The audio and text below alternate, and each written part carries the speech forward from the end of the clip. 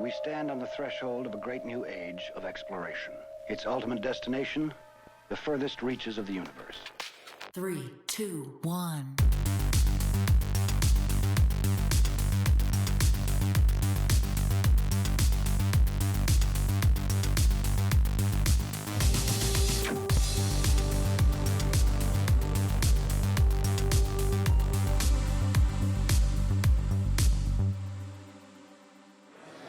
Welcome to RTP180. How's everybody doing?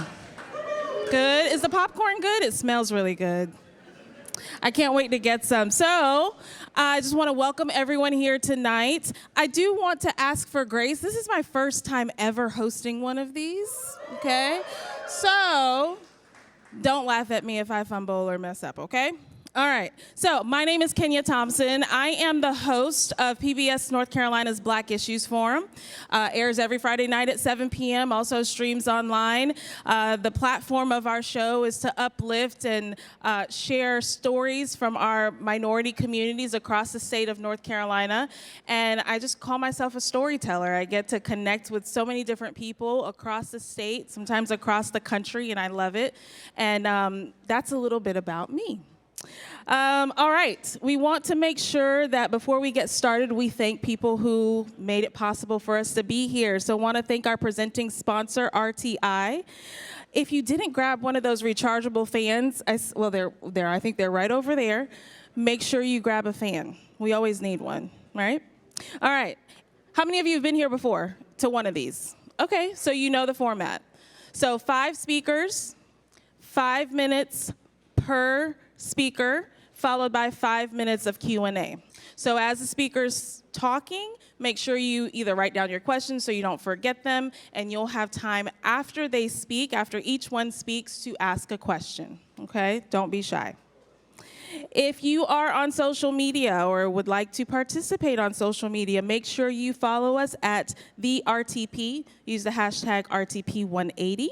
You can also rewatch all of the past episodes. You can watch this one on the YouTube channel, which is RTP180. Makes sense, right? Makes sense. All right. We excited to be here tonight to listen from our experts talk about allergies and allergens. I think this impacts so many more people than we think. And so tonight we are covering allergies and allergens. Making sure, too, I want to acknowledge food diversity out in the lobby. Not sure if you had already stopped by their booth, but they work to lessen the burden of food insecurity for those with food allergies, celiac disease, and food intolerances. You can scan this QR code if you would like to support by donating. Frontier RTP is matching donations up to $1,000. So that's pretty good. Pretty cool. All right, time to introduce our first speaker. Let me get my notes out. Dr. Edwin Kim. So Dr. Edwin Kim is the director of the UNC Food Allergy Initiative and Division Chief of Pediatric Allergy and Immunology at UNC School of Medicine. He is a physician scientist specializing in the field of pediatric allergy and immunology, focusing his research on food allergy and food immunotherapy. A little background on the UNC Food Allergy Initiative, which Dr. Kim directs. It investigates the biological basis of food allergy as well as new forms of immunotherapy as treatment for food allergy. Welcome, Dr. Kim.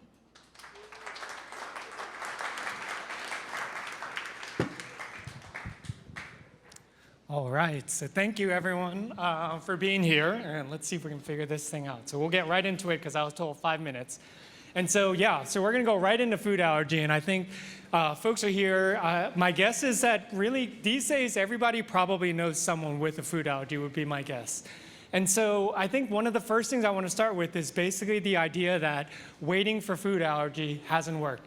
So many people in the room may remember, but we used to actually say, wait till the kids are 1 to be able to give milk. Wait till age 2 for egg, or even 3 for peanut.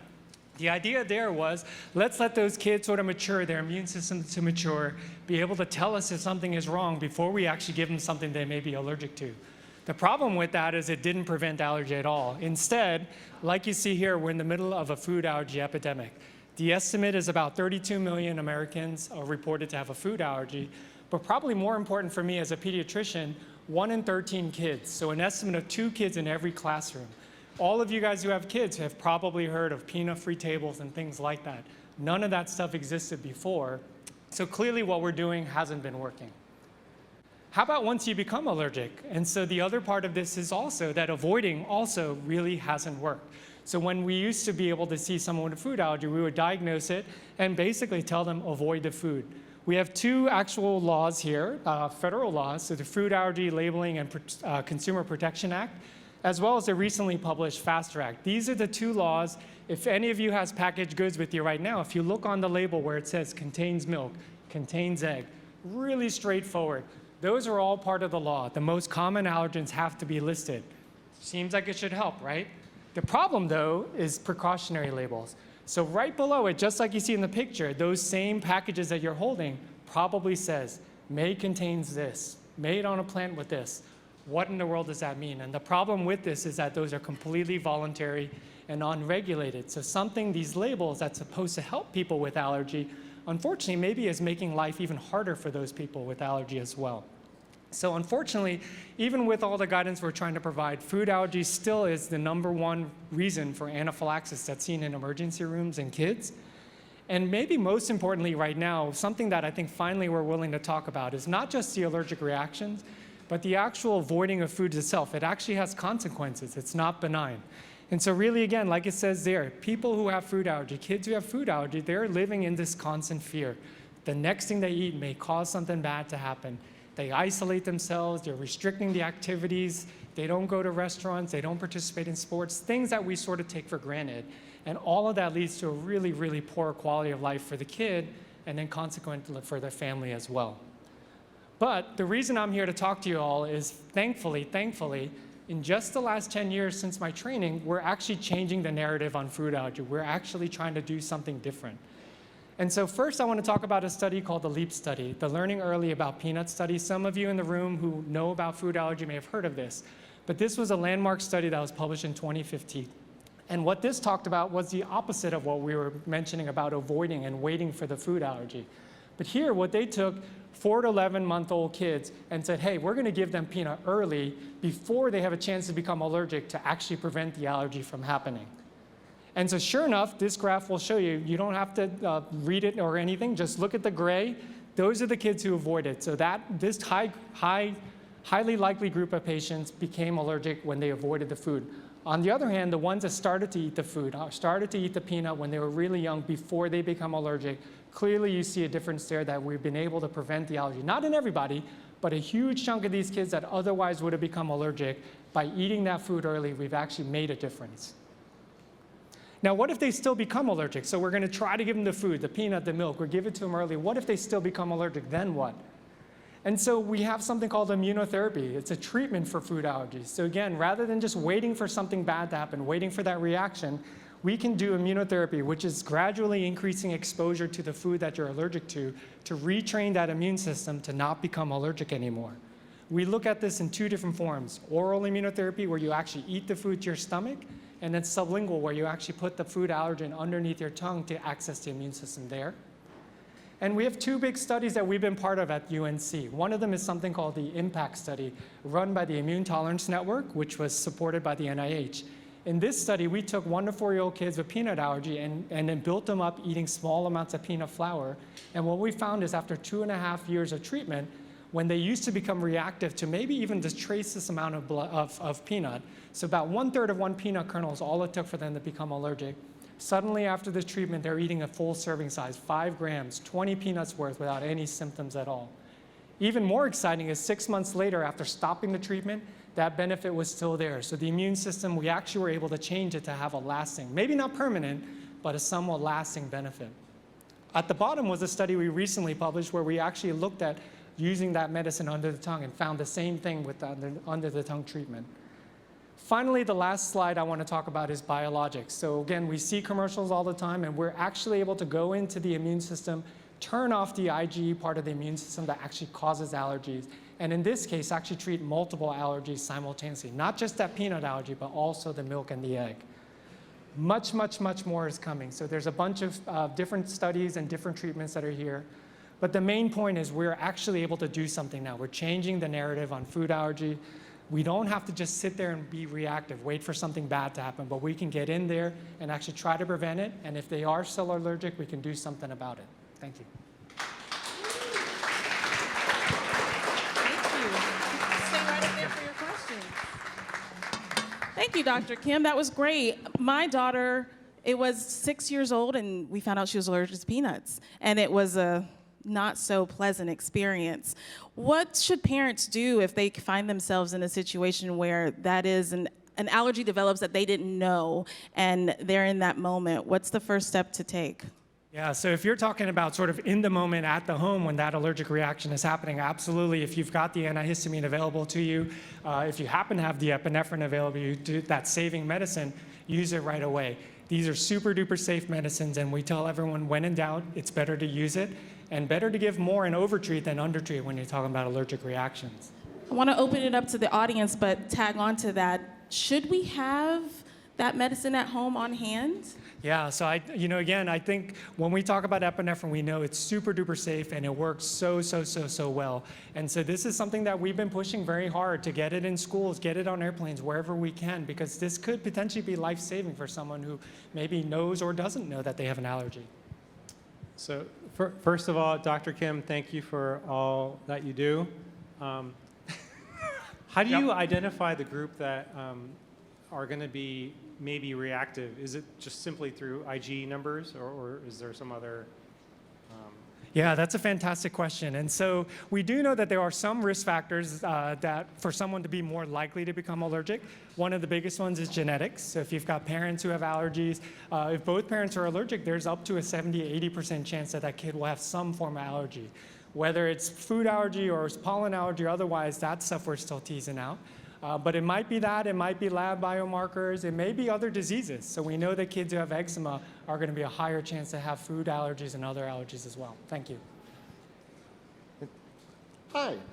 So with you're talking about getting the kids eating like peanuts earlier, is this something that would also work during like pregnancy if the mother is eating peanuts and shellfish? That would also help the child? Yeah, fantastic question. So pregnancy is an area that we absolutely are trying to understand. And we actually have a birth cohort going on right now trying to understand what is that sort of right time or wrong time for exposure that may cause an allergy or prevent it. Unfortunately, at this point, we don't have a great answer on exactly sort of should you eat it, will that protect or not. And so we're sort of with the wimpy kind of in moderation at this time because we just don't know. But again, we've got important birth cohorts that are trying to get at that answer for us right now. All right, question in the back, if you look straight down the middle. The efficacy of immunotherapy? Yeah, so on the question of age, what we have seen is that those younger kids, their immune systems are still developing. They're still possibly becoming allergic, but equally so, we do think that we are more likely to be able to change it to be not allergic. And so what we have seen with immunotherapy and other types of treatments is if you can start that earlier, when the kids are 1, 2, 3 years old, we are getting a stronger effect and possibly a longer lasting. But I think a key point here is that we are able to treat all ages, so that doesn't disqualify your middle school kid. But we do think that if you can get in there early and get them started on this, it can be more effective. How does the U.S. compare to other geographies? Do you find that we're more prevalent for these types of issues, less, and what are the factors? Yeah, so I think, this question of, why is there so much food allergy out there and what, are we the same or different in other countries comes up all the time. So we have a ton of allergy compared to a lot of other countries that are out there. And so we are, again, trying to tease out, clearly it's not just genetics, but what in the environment, what in our behaviors is sort of leading to this. One of the things is probably our feeding practices. Like I mentioned, we've been delaying the introduction, so that's part of the problem. But could it be sort of other exposures or timing of exposures and absolutely stuff in that, again, that birth cohort that we're doing, trying to understand what is that sort of wrong exposure and wrong time that may lead to this happening. Question in the back. You mentioned the study that looked at 11 months starting the allergens. Is there any evidence that starting before then, or is there too soon? And then how often do you need to expose it when you do start? Great question. So that actual group we looked at was 4 to 11 months of age. So basically, once they were able to start eating was the point that we started to talk about introducing the food. And what we have seen is even within the 4 to 11-month-olds, yeah, if you started 4, 5, 6 months, those kids did better than the 10, 11, 12 months. Really, the key there is to try to get in there before they become allergic. And so the longer they're waiting, the more opportunity they have to become exposed and become allergic. Unfortunately, it is time. I know there are a bunch of other questions, but Dr. Kim will stick around, right? And you can ask him additional questions after the event.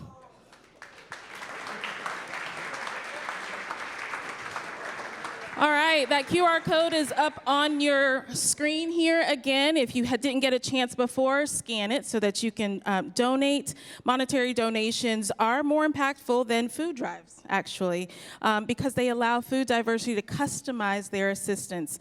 So they can provide assistance to UNC's Outpatient Nutrition Center, offer personalized grocery assistance, and increase outreach to food distribution sites. So, time to introduce our next guest. Dr. Kobe Schall is a Blanton J. Whitmire Distinguished Professor at North Carolina State University. In his namesake, the Schall Lab at NC State University is committed to developing practical solutions to indoor pest problems. Throughout his career, Dr. Schall has mentored 38 graduate students, 42 postdoctoral researchers, and visiting scientists. Welcome.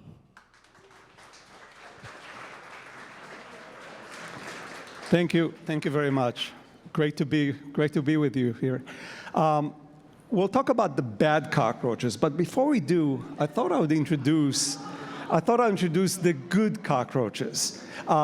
This slide shows that 99% of the cockroach species that are out there, of the 5,000 species that are out there, are actually beneficial. It's only 1%, about 10 species of cockroaches, that hurt us, that do all these bad things to us. And I thought I'd give you one example of a really beneficial cockroach here in North Carolina in the southeast. The red cockaded woodpecker, an endangered bird species, 50% of its diet is one single species or genus of cockroaches called Parcoblata blata. A few years ago, we published a paper where we identified the sex pheromone, the sex attractant of this cockroach, and this sex pheromone can be used to determine whether the habitat is appropriate for the red cockaded woodpecker. So much about the good cockroaches. Let's move on to the bad cockroaches. The baddest cockroach is the German cockroach, Platella germanica, and that's a cockroach that's essentially gave up its native habitats and is parasitic on humans. It lives with us, it associates only with us, and it doesn't have a natural environment in which it lives. It has very direct effects on our health by carrying and transmitting pathogenic microbes, including antibiotic-resistant bacteria. It's responsible for eliciting allergies and asthma. That's a topic that we'll talk about today. But it also has a lot of psychological distress that it causes in people. And there's all sorts of evidence of cockroach bites, cockroaches getting into orifices of people in their sleep, especially the ear. It's amazing. The medical literature on cockroaches is really quite extensive. And of course, mechanical damage. They cause fires by short-circuiting electrical systems, etc. But as important is their indirect effects. Consumers, people that have a cockroach problem, go to Lowe's, go to Home Depot, buy insecticides, and really contaminate their environment with insecticides, oftentimes ineffective insecticides. And so this cycle continues of the direct effects being very important because the cockroach population is not being controlled. Let's turn to allergens. Cockroaches produce a pretty extensive cocktail of allergens, of proteins, that cause allergies and asthma in humans, especially children. And generally, medical interventions are necessary. There's a landmark paper in 1997 in the New England Journal of Medicine that showed that 17 to 41% of Americans have cockroach allergies. About 40 to 50% of urban children, what we used to be called inner city children, with asthma are sensitized. That is, they're allergic to cockroaches. And the symptoms, unlike most seasonal allergens like pollen, because the cockroach is indoors, we live indoors, the symptoms are year-round, and the same times the symptoms that you see with seasonal allergies, including asthma. The list of allergens is very extensive. So unlike with many other insects like house dust mites and others, a single allergen is most prominent. In cockroaches, they produce a very long list of allergens. We're still discovering new allergens that have effects on human health. Many of these allergens are in the digestive system of the cockroach, and as the cockroach defecates in our kitchen, in our bedroom, in our bathroom, it also defecates these allergens that become airborne and they become inhalant allergens. So most of the talks today are food allergens, but in this case, we're talking about aero allergens, inhalant allergens. We're changing this paradigm of cockroaches producing allergens that cause allergies by introducing a very important component. The cockroach gut contains lots of microbes, and as the cockroaches defecate into the environment, we hypothesize that these bacteria and fungi that reside in the cockroach gut are also responsible for allergies and asthma by producing bacterial and fungal toxins, such as endotoxins and glucans, for example. And we've been testing this hypothesis most recently. We just published a paper a couple of weeks ago about this concept. And it's based on the idea that here's the microbiome of the cockroach gut. It looks very similar to our microbiome. That is the bacterial community that lives in our gut. And you can see that the cockroach gut and the cockroach feces are very similar. And those red arrows indicate all the gram-negative bacteria. Gram-negative bacteria are very important because gram-negative bacteria, the outer member of the gram-negative bacteria contain endotoxins. And these endotoxins are very important from a medical perspective, the figure below, because endotoxins are responsible for lung inflammation, airway inflammation, that is. They exacerbate asthma. They have all sorts of effects. So most recently, my lab has been very interested in understanding how what's happening with endotoxins in the environment. The first thing we did was in the lab, we determined that cockroaches indeed defecate a lot of endotoxins, all life stages of the cockroach. We also determined that the endotoxins are incredibly stable in the environment, at least for a month and much longer. We then came up with this idea. Medical interventions are very expensive. What about environmental interventions? If we eliminate the cockroaches, can we affect the endotoxin load in apartments? We went to these apartments in Raleigh. This is a typical apartment infested with cockroaches. This is the kitchen. You see all these live cockroaches behind the refrigerator here. The HVAC system is absolutely loaded with cockroaches, so it's blowing all these allergens into the air. We can control cockroaches very effectively. We've developed techniques for eliminating cockroaches, and this shows very quickly we can eliminate cockroaches. What's most important is by eliminating cockroaches, we also reduce the amount of allergens, in this case, an allergen called BLA-G2, and we also significantly reduce the amount of endotoxin simply by eliminating the cockroaches from these homes. Most importantly, in collaboration with researchers in New Orleans, this is post-Katrina work that we did. We showed that this type of intervention, where we eliminate the cockroaches, results in tremendous health benefits to children that are asthmatic and sensitized to cockroaches. In interventions home, we had significantly fewer cockroaches, of course, but we also had significantly fewer asthma symptoms in children in these homes, a lot fewer emergency room visits. So the grand challenge is develop and validate all sorts of low-cost interventions to eliminate cockroaches and thereby to reduce allergens and reduce endotoxins. But there are many other challenges as well. I'm sort of running out of time, so I won't go through each one of them. But my lab is very much involved in the challenges number 4 and 5, which is to document the whole suite of allergens produced by cockroaches. And we do this through proteomics work, and also to document all the biocontaminants, the bacterial and fungal biocontaminants that are associated with cockroaches. And we're doing this by doing metabolomics, by looking at the metabolites produced by these associates of cockroaches. So thank you very much. I want to make sure that I acknowledge the NIH, the NIAHS, and other funders of my lab. Thanks very much. Thank you so much. I think we have time for one question. So I'll save mine if there's one burning. You got to ask one last time. New person, unless there isn't one. Okay, there we go. Well, the recording does.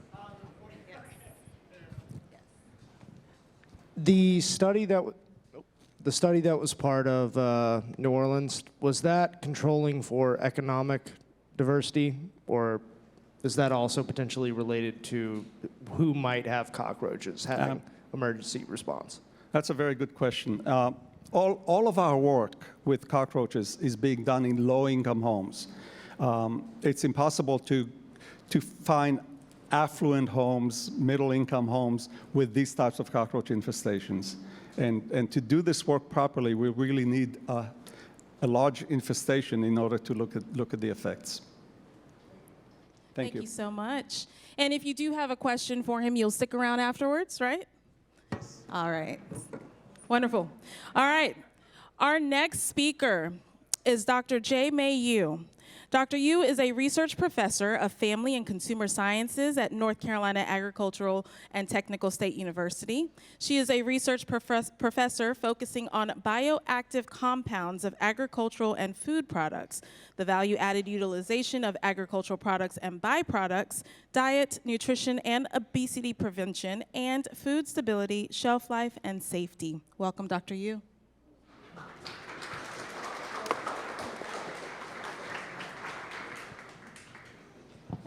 Thank you for the introduction. Thank you all for being here.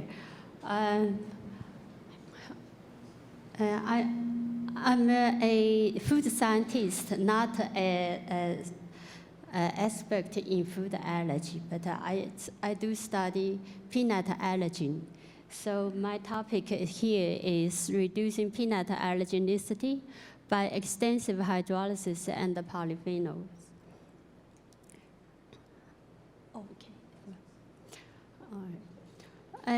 Peanut allergy is one of the most severe food allergy among the big 9, as Dr. King talked about. And peanut allergy is IgE-mediated food allergy. It's affected about 2.2% of children and 1.8% of adults in the United States, according to 2 recent survey studies. And it is triggered by the allergenic proteins in the peanuts, and they can trigger the allergy by consumption, by skin contact and inhalation. And the allergenic proteins in the peanuts, some of them are well identified, some of them are partially identified, but so far 18 are identified. And they belong to different protein superfamilies. And the allergenicity varies depending on the heat stability and the digestibility. This table shows the allergens, peanut allergens, in different protein families. Among those, like AH1, 2, 3, 5, 6, and 7, they are considered as major allergens because the higher content in the peanuts and also the higher allergenicity or high potential to cause allergenic reactions. And the others are considered as minor allergens. But some of the allergens in the peanuts, although the content is low, but they still have a strong allergenicity because they are highly stable to the heat and the digestion. And some people ask me to talk about the hypoallergenic peanut. So far, there is no official definition or standard for the hypoallergenic peanuts, but they are generally known as the peanuts that has been undergone food processing, or they are developed by the breedings, the conventional breedings or genetic modification to significantly reduce the amount of major allergens, not all allergens, because the amount of allergens in the peanuts are too high. If all of them are eliminated, the peanuts will no longer be peanuts. And the processing method, including like enzymatic hydrolysis and fermentation, thermal processing, and also like some physical process. The breeding, including conventional breeding, and also genetic modification, such as RNA interference and CRISPR technology.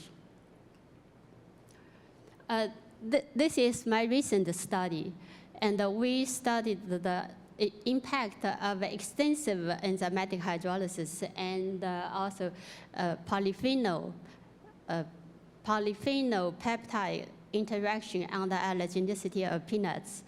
And after the extensive hydrolysis, what we found is the IgE bindings of the hydrolyzed peanut proteins are significantly reduced. But after they are interacted with polyphenols, we found that the polyphenol caused the redistribution of protein from the soluble portion into insoluble portion. And correspondingly, the IgE binding of soluble portion reduced with the concentration of polyphenol, but the IgE binding of the insoluble portion also increased with polyphenol concentration. So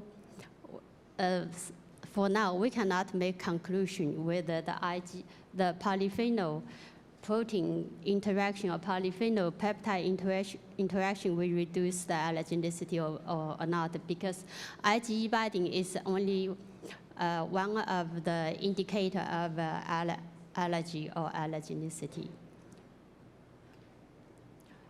Here's the conclusion. Now we are preparing for animal study, and a clinical trial also needed to validate our results. Of course, we need to have a definition about hypoallergenic peanuts. This needs to be set up by people in different areas. Thank you, Dr. Yu. Any questions for her? I can start. What are the criteria for hypoallergenic peanuts? As I mentioned, there is no official definition or criteria for hypoallergenic peanuts, but just significantly reduce the amount of allergens according to what we just talked about. All right, I'm coming right to you.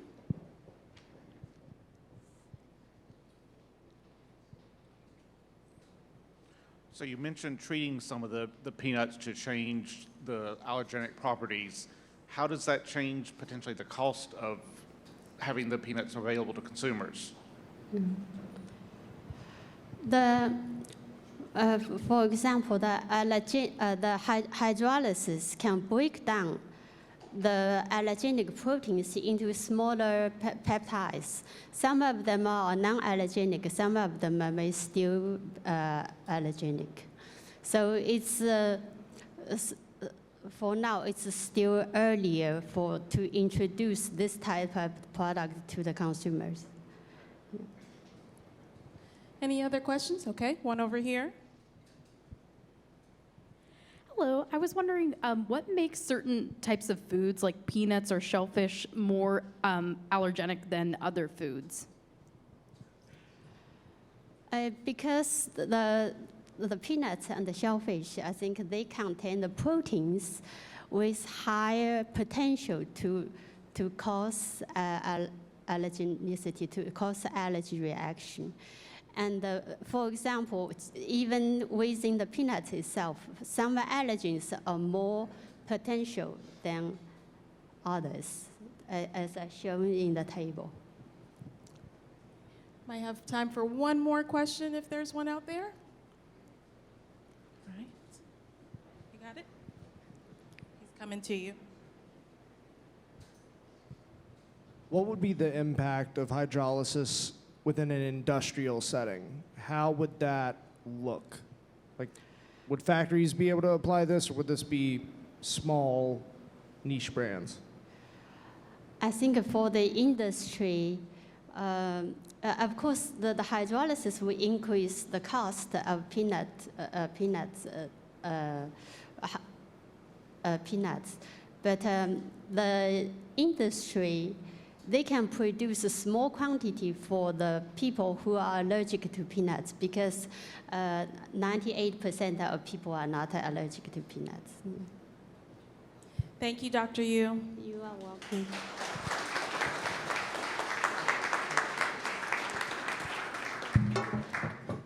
All right, we're moving along. Our next speaker is Dr. Jonathan Thornburg. He is the Senior Director at the Center for Exposure and Health at RTI International. He aids the center's research, focusing on inhalation exposures and the resulting health impacts from the cellular to the population scale. The center has patented 17 technologies to measure inhalation exposures, protect people from those exposures, and deliver therapeutics to treat an individual. Welcome.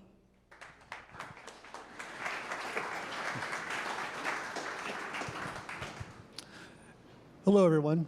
It's my pleasure to speak with you today about fungal, whoops, there we go. Fungal allergens and the relationship to children's asthma. Oh, so, click too soon. Tonight I will give a brief overview of one particular fungal allergen in general, and then define the different types of asthma that children express, and then I'll proceed to explain how those two work together to impact a child's asthma status. So fungi, they're everywhere, right? They're inside our homes. There's mushrooms popping up in our yards every spring. You know, we're exposed to fungal allergens every day of our lives, at home, at work, wherever. Now, there's one particular type of a fungal allergen called a 1,3-beta-D glucan, which Dr. Shaw briefly mentioned, is common in most fungal species because it's part of their cellular walls. And these glucans, for short, are known to cause allergic asthmatic responses in children, especially in children.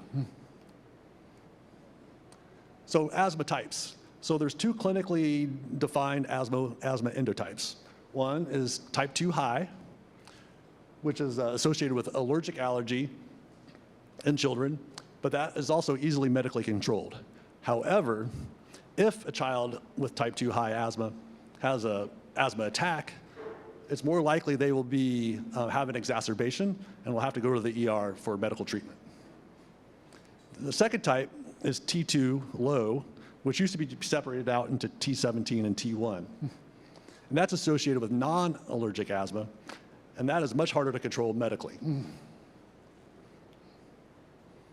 So how do we link these together? So RTI participated in a research study, Denver-based research study, that was looking at air pollution, including glucans, sorry, and its impacts on the asthma status of children.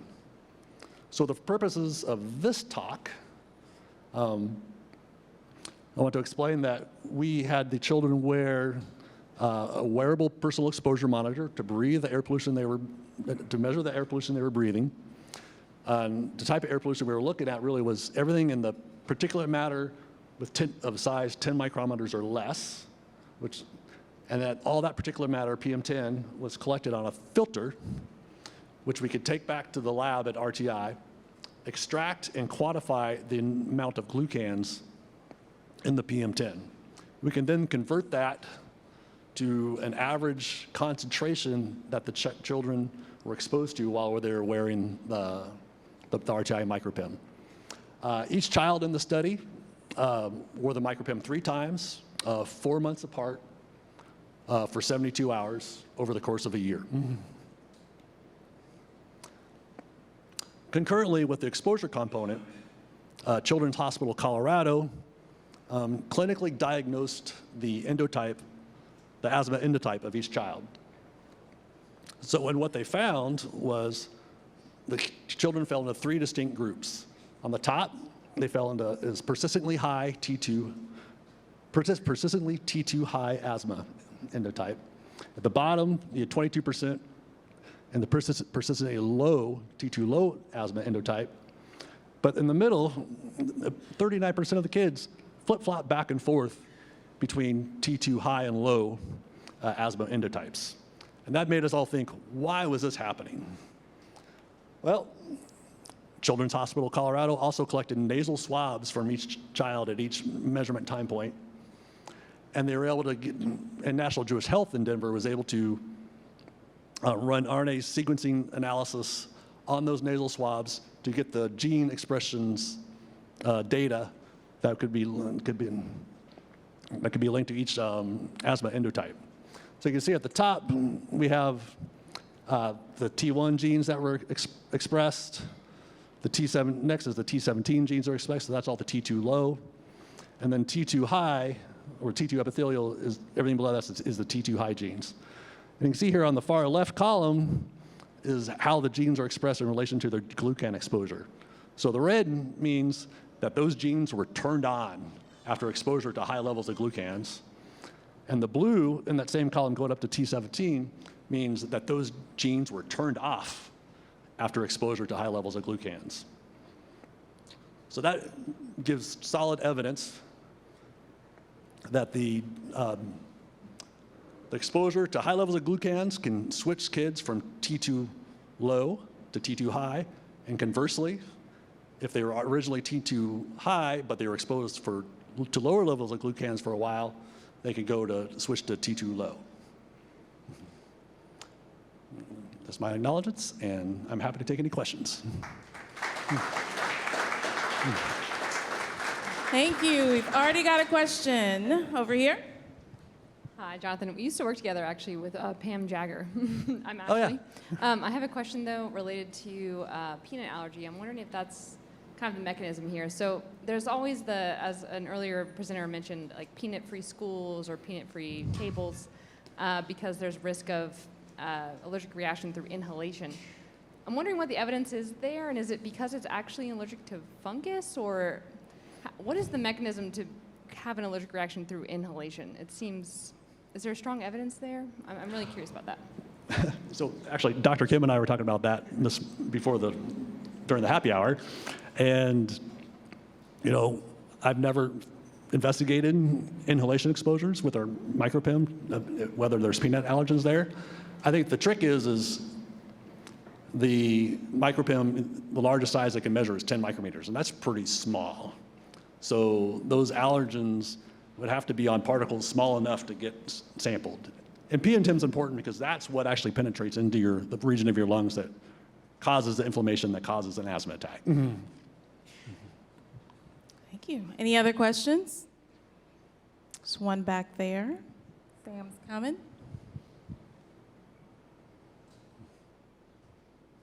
Is mold considered one of these types of allergens? Yeah, mold and fungi are the same thing. It's a fungal. It's a fungal species, yeah, or a type. It's a common term for fungal. Okay. Oh, got one over here.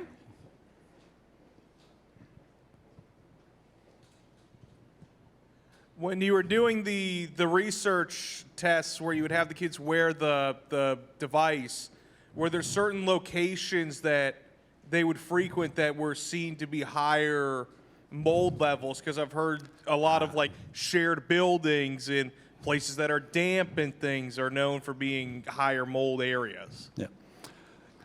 So two-part answer to your question. So first, we collected on a filter, so it was an average level across 3 days of their lives. So we can't measure it in real time. We're working on developing a sensor that can do that.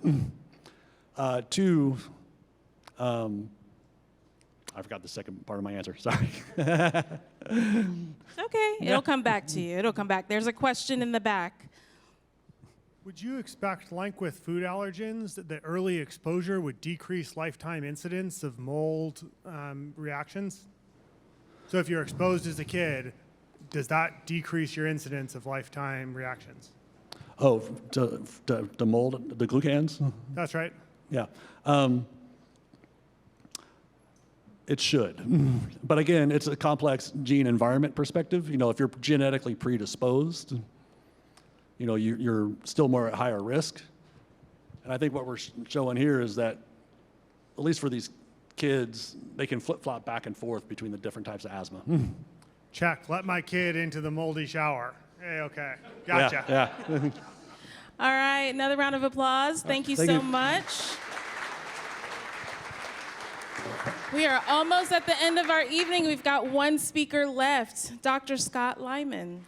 Dr. Lyman is the CEO and co-founder of Belhaven Biopharma and serves as the chairman of the board.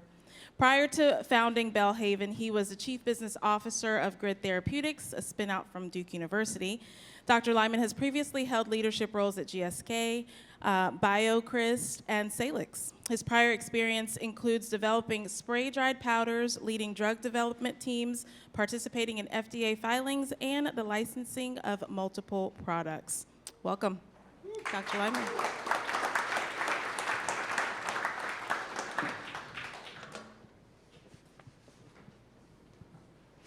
Thank you. Appreciate the opportunity to tell you more about what we're doing at Belhaven. So the way to think about what we do at Belhaven is we are focused on what the patients need. So before we started any work, we started working with people like Edwin to try to figure out what the pain points are with patients that have allergies. And we worked up this extensive list. So as everybody knows from the news, EpiPens are extremely expensive. There's lots of reasons for that, but we thought we could do better from a cost of goods perspective with an alternative. It's a large, awkward device, so is there an opportunity to make this device smaller so that people will actually carry it with them when they go places, giving them protection? Dosing hesitancy. So needle phobia is a real thing. If you know you're having an event, but you really don't want to do a needle, you may wait too long before the anaphylaxis can start to take hold. Slow onset of action. So some of these pens, if it's an auto-injector, it might work a little better than a handheld intramuscular injection of epinephrine. But in general, not very fast in terms of getting drug levels to where they need to be. It's a complicated auto-injector. You can go on YouTube, TikTok, you can see people sticking the needle in their thumb instead of in their leg. That's a big problem. Temperature instability. So epinephrine as a molecule is very unstable as a liquid. And so by switching the form of that from a liquid to a dry powder, which we'll talk about in a minute, we can make the product heat resistant. Short shelf life. So the shelf life of an EpiPen is about 18 months, but by the time it goes to a warehouse and then goes to a drugstore like CVS, the end user may only have 12 months. So that's not a long time. So people are constantly getting new EpiPens, and you go back to the top level. Do I really need another one? It's expensive, et cetera, et cetera. And then auto-injectors, if you know what these things are, they're the things that you jab in your leg. They're very complicated. They cost a lot of money to make. There's a lot of moving parts, a lot of plastic parts, glass, rubber, needles, et cetera. They've had stockouts when kids are going back to school, so not ideal. So what we're doing at Belhaven is developing a dry powder nasal device. So it's a single use. I have one right here. So this is the EpiPen alternative that we're developing at Belhaven. We're about a year away from filing for approval. It's very straightforward. We've had human factors tests where we give this to patients, physicians, caregivers, and you open it up. It's single use. You push the button in the back. You don't have to sniff. You don't have to do anything. The patient can actually be unconscious. You put it in the nose and actuate it, and you're done. And so with that, if you go to all the reasons why we think a dry powder nasal product is superior to anything, you probably have seen there's been a liquid nasal product that just recently was launched. They're hitting the airways pretty heavy to try to get people to convert. We thought liquid was a step in the right direction, but having a dry powder gets you all of these advantages. So longer shelf life. We can make this product last for 3 years. Easy to use. We're not having anybody get confused by the instructions. They look at it, it's intuitive, they can use it. Accurate dosing. Dry powder is much better than a liquid nasal. The liquid's not coming out the front of the nose or going down the back of the throat. Fast onset of action, we can get drug on board within 5 minutes. Not only can we get drug on board, but you get that pharmacodynamic response that you're looking for with increase in heart rate, increase in blood pressure. That's what you're really trying to do to the patient to save them from the event. It's obviously lightweight, compact. I don't even notice I have it in my pocket. It's about the same size as a key. Lower cost of goods, we can make this for about $10, where an EpiPen costs about $50 to $75. And then heat resistance. So this is a big one that we think is a game changer. You can keep this in your kid's soccer bag for 3 hours in 100-degree heat. You can take it to the beach. It's not going to go bad. It's not going to freeze. And that's the one that allows us to offer this as a global product, because now we make a very compelling pharmacoeconomic story ex-US, because we can keep the price down. It's a 3-year product that offers protection, just a better solution. So we leverage something called the bioequivalency pathway. We don't have to prove efficacy. Everybody knows epinephrine works. Edwin will tell you. We don't have to prove safety. It's a very safe product. We just have to give the product through a different route of administration, in this case, the nose. And by using the bioequivalency pathway, it's lower cost. This isn't a standard billion-dollar pharma project with 12 years to get it done. We can do one of these in about $25 to $30 million, and it takes about 3.5 years. And so one of the great parts about what we're doing is it aligns all the stakeholders across lots of different areas. So the startup team, so pharma people like me, why do we like it? It's a short timeline. We know that there's a light at the end of the tunnel. Efficacy and safety are already confirmed, so now we just have to prove that this route of administration is just as good. Investors, I've funded Belhaven and this product all from individual investors. Carolina Angel Network, for example, high net worth individuals, no venture capital, makes it very simple and gives people within this community the opportunity to invest in things that they think will make a difference, like this product. So patient, it fixes all those flaws from the first slide. Caregivers, they want something simple that they can use. Physicians, they just want something that the patients will carry with them and have them in case of an emergency. The last thing you want is to train them up and they don't have their EpiPen with them. Payers, they want something that's trusted. Edwin will get calls all the time from patients that say, I left it out, my EpiPen out in the heat, I need a new one. The insurance companies, they're obligated to replace it, because if you lose trust in that EpiPen, you're definitely not going to take it with you.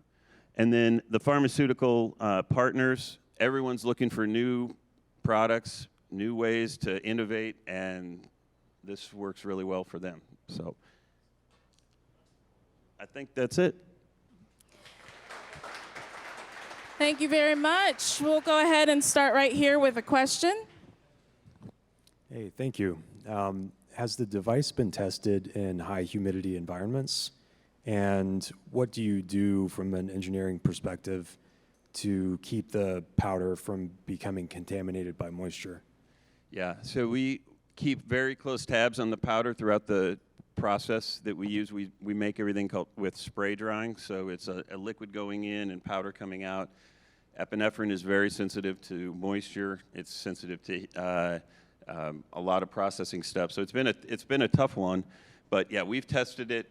The good part about this tube, it's got some additional IP associated with it. So it's a polymer tube with desiccant woven into it. So it protects the device and the powder. We feel like the powder is very stable. We've tested the powder at 50 degrees C for 3 months, and it doesn't degrade at all. With 50 degrees C for people out there is 122 degrees, and that's for 3 straight months. So that's not a little bit here, a little bit there. We're doing a 6-month study. We don't think we'll have any degradation. But yeah, we're testing. That's our real differentiator is you get rid of the liquid, you get a much more stable product. There's a question to your left over there. I'm curious why they don't need to sniff in when they're injecting, and also what's the delivery system? Is it using aerosols, and if so, are you worried about the potent greenhouse gases like the asthma inhalers? Yeah, so the mechanism for the device, it's actually a delta P, where we have a cup and the powder goes in there and a ball, and the ball gets unseated. And so it's really it's an air dispersion that allows the powder to go right into the nasal cavity. The great part about why you don't have to inhale is because this powder is going to hit the nasal mucosa. It goes in whether you sniff in or not, and your nose is just a big filter. And so the great part is, as long as your heart's beating and you have blood flow, your nose is working. It's just like breathing or your heart, right? And so it's going to take that powder and put it into the bloodstream, and it happens very fast. If you can think of some other nasal products that happen very fast, it gets into the bloodstream, to the heart, and systemic very quickly. Well, with that said, thank you, Dr. Lyman.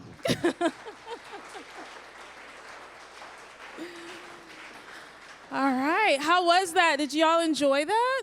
I learned a lot. You learned a lot? Good. Well, first I want to thank you for participating, asking wonderful questions. And how many people, well, there was a lot of people that said they've been here before. How many people is your first time here ever? You enjoy this beautiful area, this campus, right? So I'll tell you a little bit about where we are, Frontier RTP. So they've provided free co-working space. This is one of those spaces, community programming since 2015, including weekly yoga, out-of-office gatherings, lunch and learns, and this speaker series. Our community is full of creative freelancers, startups, STEM professionals, and emerging companies. Right next door, if you're hungry, amazing food over in Boxyard. We've got local food, frequent music, and social events. Great for lunch, after hours, and for gatherings as well. And then together, they are all part of Hub RTP. I'm sure you've seen it on the news. It's broke ground back in the pandemic. It's a growing 100-acre downtown district of Research Triangle Park where you can live, work, and play. All right, shout out to PBS North Carolina, our folks back there. They do such a great job. Shout out to the folks that are on the live stream. Thank you for watching. Thank you for being part of this. And make sure, again, you visit the YouTube channel if you'd like to watch this recording or past recordings.